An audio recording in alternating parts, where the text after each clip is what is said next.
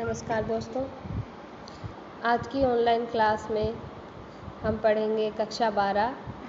Compulsory English.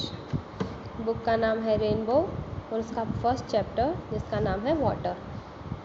जैसा कि नाम से ही पता लग रहा है, वाटर यानी कि जल।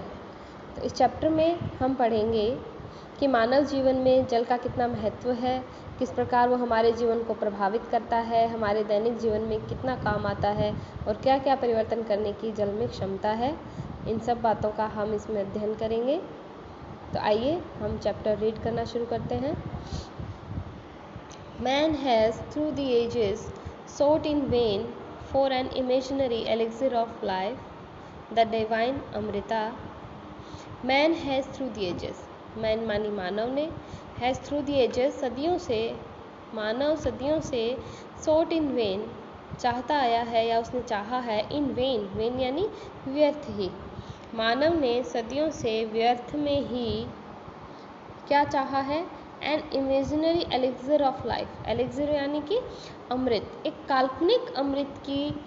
इच्छा मानव ने हमेशा से सदियों से करता आ रहा है, फालतू ही की है वो, वेन मतलब व्यर्थ ही की है। द डिवाइन अमृत, जिसको क्या कहते हैं हम, देवीय अमृत, जिसकी क्या माना जाता है उसके बारे में कि a draught of which was thought to confer immortality, जिसके बारे में माना जाता है कि जिसकी एक बूंद भी was thought to confer in immortality, जिसकी एक बूंद भी ऐसा माना जाता है कि हमें क्या प्रदान करने वाली होगी, कन्फर, कन्फर यानी कि प्रदान करना, इमॉर्टैलिटी यानी कि अमरता, कि मानव ने सदियों से ही उस दैवीय काल्पनिक अमृत को प्राप्त करने की इच्छा करी है और वो व्यर्थ ही करी है, जिसके बारे में माना जाता है कि वो अमरता को प्रदान करने वाला है। But the true elixir of life, बल्कि जीवन का जो वास्तविक, ट्रू मानी सच्चा, एलिक्सिर ऑफ लाइफ है, जीवन का वास्तविक जो अमृत है, lies near to our hands, वो तो हमारे हाथों में ही है, कहने का मतलब हमारी पहुंच में ही है, हमारे पास है ही। For it is the commonest of all liquids, और ये तो क्योंकि ये सारे लिक्विड, जितने भी प्रकार के लिक्विड हैं, सबसे कॉमन है, सबसे ज़्यादा मिलने वाला है, सबसे कॉमन है, वो क्या है, प्लेन वाटर, सादा पानी। मनुष्य ने व्यर्थ ही एक काल्पनिक अमृत को चाहा है, जबकि जो वास्तविक जीवन का अमृत है, जैसे जल, हम कहते हैं कि जल ही जीवन है, जल के बिना हमारा जीवन संभव नहीं, हम सबका जीवन, पेड़ पौधों का, सबका जीवन जल पर निर्भर है, तो वो वास्तविक अमृत है, उसके बिना हम नहीं जी पाएंगे। तो जबकि जो वास्तविक अमृत है और जो सबसे कॉमन है, जितने भी तरल पदार्थ है उसमें सबसे सामान्य है, सबसे कॉमन है, वो क्या है, प्लेन वाटर, और वो तो हमारी पहुँच में ही है, हमारे हाथ में ही है। आगे कहते हैं कि I remember one day standing on the line which separates the Libyan desert from the valley of the Nile in Egypt, कि मैं याद करता हूँ कि एक दिन स्टैंडिंग ऑन द लाइन, कि मैं एक ऐसी लाइन पे खड़ा हूँ, विच सेपरेट्स, जो कि अलग करती है, द लीबियन डेजर्ट, लीबिया के डेजर्ट को, from Libyan desert from the valley of the Nile in Egypt, जो कि मिस्र में लीबिया के डेजर्ट को नील नदी की घाटी से अलग करती है। एक ऐसी काल्पनिक रेखा के बारे में ये चिंतन कर रहे हैं, एक ऐसी काल्पनिक रेखा है, कहने का मतलब कि एक तरफ मिस्र में लीबिया का डेजर्ट है, दूसरी तरफ नील नदी की घाटी है। तो कवि, ये लेखक कल्पना कर रहे हैं कि मैं कल्पना करता हूँ कि मैं उस बीच, इन दोनों को अलग करने वाली जो लाइन है, जो सेपरेट करती है इन दोनों को, उस लाइन पे खड़ा हूँ। On one side was visible a sea of billowing sand, जिसके वन साइड यानी कि एक तरफ, वॉज विजिबल, विजिमान मानी दिख रहा था, दृश्यमान, जिसकी एक तरफ है दृश्यमान, सी यानी कि समुद्र, ऑफ बिलोइंग सैंड, उफनती हुई या उमड़ती हुई रेत का समुद्र है, without a speck of green और a single living thing anywhere visible on it, कि जिसके उस लाइन के एक तरफ मैं क्या देखता हूँ, उमड़ता हुआ रेत का एक समुद्र देखता हूँ जिस पे without a speck of green, जिस पे ग्रीन यानी कि हरियाली का या हरे का तो कोई धब्बा भी नहीं है, एक तिनका भी नहीं है, और a single living thing anywhere visible on it, या कोई जीवित वस्तु भी इस पर कहीं दिखाई नहीं देती है। ऑन द अदर साइड, जबकि दूसरी तरफ, lay one of the greenest most fertile and densely populated areas to be found anywhere on the earth teeming with life and vegetation। जबकि दूसरी तरफ ऑन दी अदर साइड माने दूसरी तरफ क्या है, ले on one of the greenest, सबसे मतलब पृथ्वी के जो हरे भरे हैं उनमें से एक सबसे हरा भरा, मोस्ट फर्टाइल यानी कि बहुत ज़्यादा उपजाऊ, फर्टाइल का मतलब होता है उपजाऊ, अत्यधिक उपजाऊ, एंड डेंसली पॉपुलेटेड और बहुत ही गहरा जनसंख्या से भरा हुआ area, to be found anywhere on the earth, जो कि पृथ्वी पर कहीं भी मतलब कहीं भी नहीं मिलेगा ऐसा हरा भरा, इतना उपजाऊ और जनसंख्या से बहुत ही गहन जनसंख्या से भरा हुआ area, teeming with life and vegetation, जो कि जीवन और वेजिटेशन यानी वनस्पति से फल फूल रहा है। What made this wonderful difference, कौन है जिसने ये वंडरफुल डिफरेंस किया?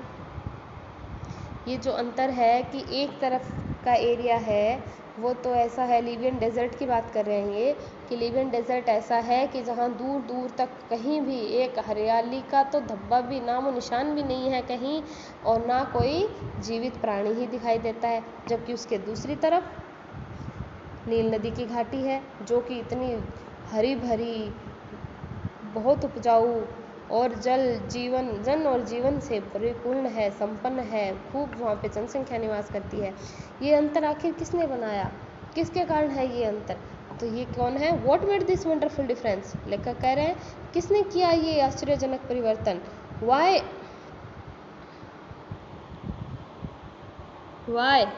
क्योंकि it is the water of the river Nile, क्योंकि ये तो नील नदी का पानी ही है। किसने करा ये महत्वपूर्ण परिवर्तन, ये इतना आश्चर्यजनक परिवर्तन? It is the water of the river Nile, नील नदी के पानी ने। ये आपके क्वेश्चन भी है आगे कि what made the wonderful difference between Libyan desert and the valley of river Nile, तो इसका आंसर क्या होगा? The water of river Nile made the wonderful difference between Libyan desert and the valley of river Nile. ठीक है, कि नील नदी का पानी है जिसने एक तरफ मरुस्थल और नील नदी की घाटी के अंदर परिवर्तन, कहने का मतलब जो अंतर है वो पानी की वजह से ही है। Flowing down to the Mediterranean from its sources a couple of thousands of miles away, जो कि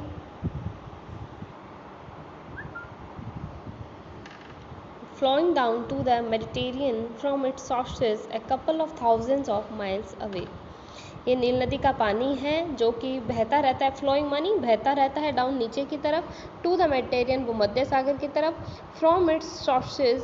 इसके जो सोर्सेज हैं यानी कि जो स्रोत हैं उनसे भूमध्य सागर की तरफ बहता रहता है, couple of thousands of miles away. Couple का मतलब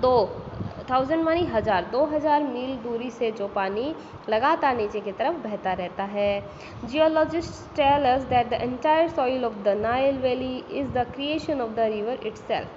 जियोलॉजिस्ट यानी कि भूवेता हमें बताते हैं that the entire soil of the Nile valley की जो नाइल वैली, नील नदी की वैली यानी कि घाटी की जो एंटायर संपूर्ण सोइल यानी कि मृदा, जो संपूर्ण मृदा है, इज द क्रिएशन वो रचना है, ऑफ द रिवर इटसेल्फ वो इस नदी की स्वयं की ही रचना है। नदी ने ही उस सारी मिट्टी को बनाया है। कैसे बनाया है? Brought down as the finest silt in its flood waters from the highlands of Abyssinia and from remote Central Africa and laid down through the ages in the trough through which the Nile flows into the sea। ये कह रहे हैं कि कैसे बनाई है नील नदी ने कैसे बनाया है अपना घाटी? ब्रॉट डाउन जो कि नीचे बहाकर ले आई, as the finest silt, finest यानी कि बहुत ही बारीक महीन, फाइन, सिल्ट कांप या गाद कह सकते हो, कांप मिट्टी, इन इट्स फ्लड अपनी बाढ़ में बहाकर ले आई, फ्रॉम अपनी बाढ़ का जो पानी है उसमें ये बहुत ही बारीक बारीक मिट्टी के कणों को बहाकर ले आई, फ्रॉम द हाईलैंड्स ऑफ अब्सीनिया, अब्सीनिया के उच्च भूमि से, हाईलैंड यानी कि उच्च भूमि से, एंड रिमोट सेंट्रल अफ्रीका, और बहुत दूर अफ्रीका के मध्य से, and laid down through the ages in the trough, और एजेस यानी कि सदियों तक, लेड डाउन मानी बिछाती रही, इन द ट्रफ गर्तों में, ट्रफ यानी कि गर्त, through which the Nile flows into the sea, जिनसे होकर जो नाइल रिवर है वो समुद्र के अंदर बहती है, अंत में कहाँ चली जाती है नदी बहती हुई, नील नदी समुद्र में समा जाती है। Egypt in fact was made by its river, तो वास्तव में जो इजिप्ट है वो किसने बनाया है, उसका निर्माण किससे हुआ है, was made by it's river, वो इसकी नदी के द्वारा बनाया गया है। तो वास्तव में जो इजिप्ट है वो किसका क्रिएशन है, किसने बनाया है उसको, रिवर नाइल ने, ठीक है, नील नदी ने। Its ancient civilization was created and is sustained by the life-giving waters which come down year after year with unfailing regularity.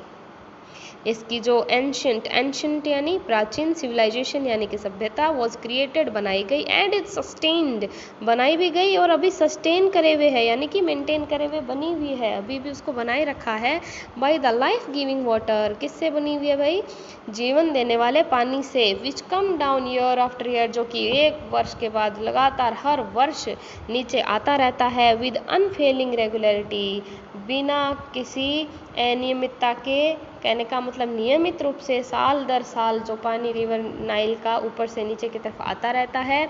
उसी पानी से पूरे इजिप्ट का निर्माण हुआ है। तो अभी तक हमने क्या पढ़ा, लेखक ने हमें उदाहरण दिया है एक जगह का, कौन सी जगह का दिया है, इजिप्ट का उदाहरण दिया है, और इजिप्ट में उन्होंने दो जगह ली हैं, एक लीबियन डेजर्ट को लिया है, दूसरा नील नदी की घाटी को लिया है, और उन्होंने बताया है कि नील नदी की घाटी में बहुत अधिक वनस्पति, जीव जंतु सब पाए जाते हैं, जीवन बहुत समृद्धिपूर्ण है, फल फूल रहा है, जबकि लीबिया के डेजर्ट में जीवन का एक अंश भी आपको नहीं दिखाई देगा। ये अंतर किसने किया है, ये पानी ने किया है, क्योंकि नील नदी की घाटी जिस क्षेत्र में बह रही है वहाँ पर तो जीवन फल फूल रहा है, क्योंकि वहाँ जीवन देने वाला लाइफ गिविंग वाटर रेगुलरली साल दर साल बहता हुआ आ रहा है, जबकि लीबिया के डेजर्ट में वो पानी उपलब्ध नहीं है, इसलिए वहाँ पर जीवन भी नहीं है। तो इजिप्ट का निर्माण किसने किया है, रिवर नाइल ने किया है, और रिवर नाइल की वैली में और लीबियन डेजर्ट में जो डिफरेंस है वो किसने बनाया है, वाटर ने बनाया है।